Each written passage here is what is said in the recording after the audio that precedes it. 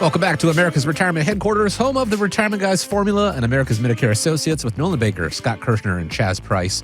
419-794-3030 is the phone number. If you have questions about things we talked about today on the show, 419-794-3030. The website, arhq.com. Actually, if you want to, if you have a question and you want to just text it, make sure you're not driving, of course, but you can text us 419-909-3828. One more time, 419-909-3828. Life insurance is something that a lot of us kind of understand to an extent. You know, you die and there is a death benefit that goes. There was a story that I read on Yahoo Finance, talked about some of the big money purchases that might eat up more of your retirement money than expected. Things like installing a swimming pool, paying for your child's wedding, purchasing a timeshare, and buying life insurance.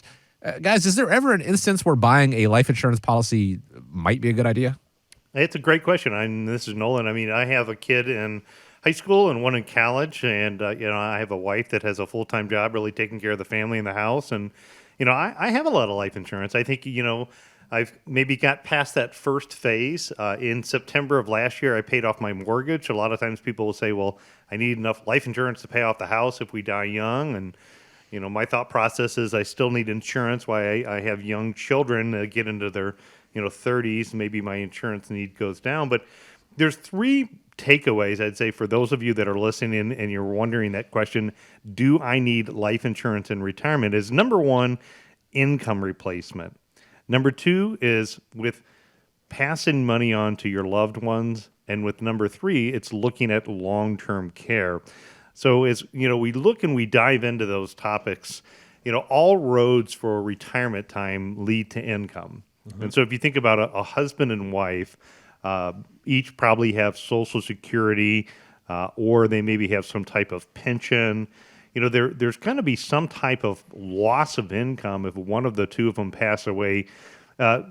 It's almost a bigger issue, I would say, in what you refer to, Chad, is called the go-go years. So in those younger years, heaven forbid, if there's a premature death, we want to make sure that we look at the income replacement for that surviving spouse, because if somebody passes away, the expenses aren't going to just be cut in half. You're still going to have 60, 70, 80% of the same expenses, even after one person passes away. So for income replacement, we have the software. We can run a capital needs analysis and help you answer that question when you look at your own family situation, how much income that you need. Now, the second issue is using life insurance to pass your money on to your loved ones. In this case, we look at a lot of folks who have and are forced to take out what's called required minimum distribution. So, every year they have to take money out of their retirement account because they're over the age 73. And whether they need the money or not, the government's forcing them to take money out. Otherwise, they face a substantial tax penalty for failure to do so. Or people have done a good enough job. They've built up a big nest egg and they've built this retirement war chest that they're probably not going to spend it all.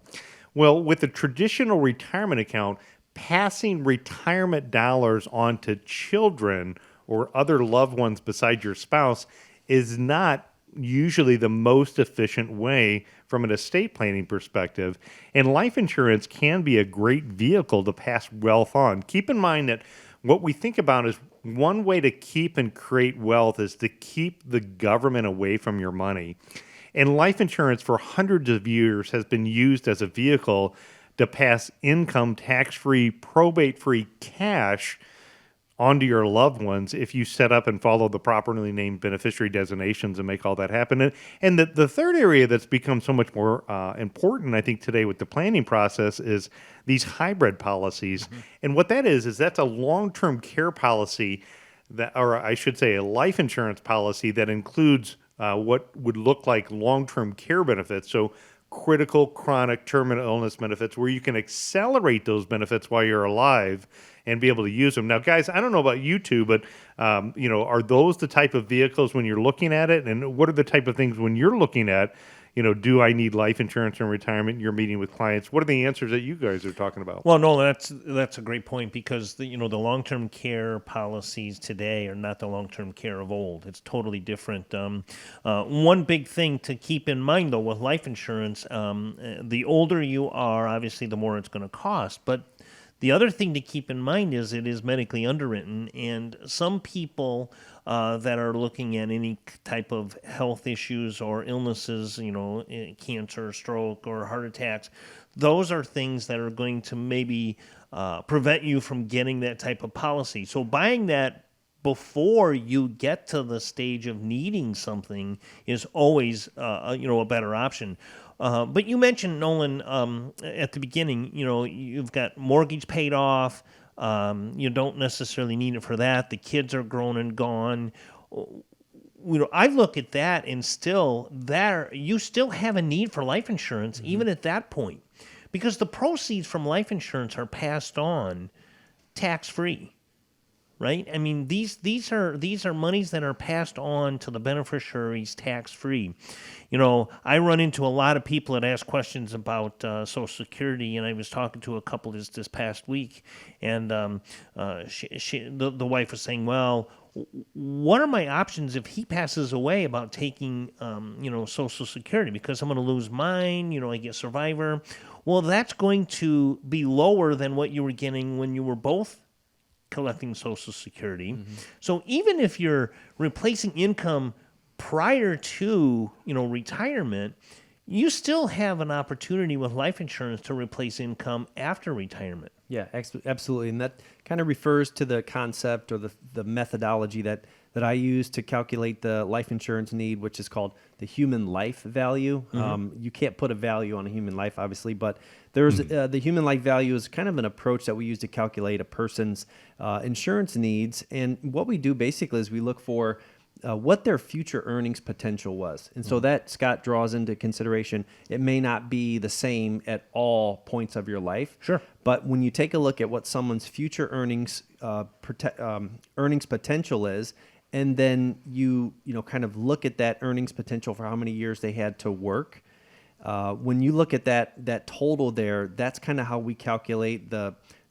value of your work and the contribution that you're bringing into the household. And so then it just becomes, kind of accounting for the differences in income needs that you're going to have when one spouse passes away.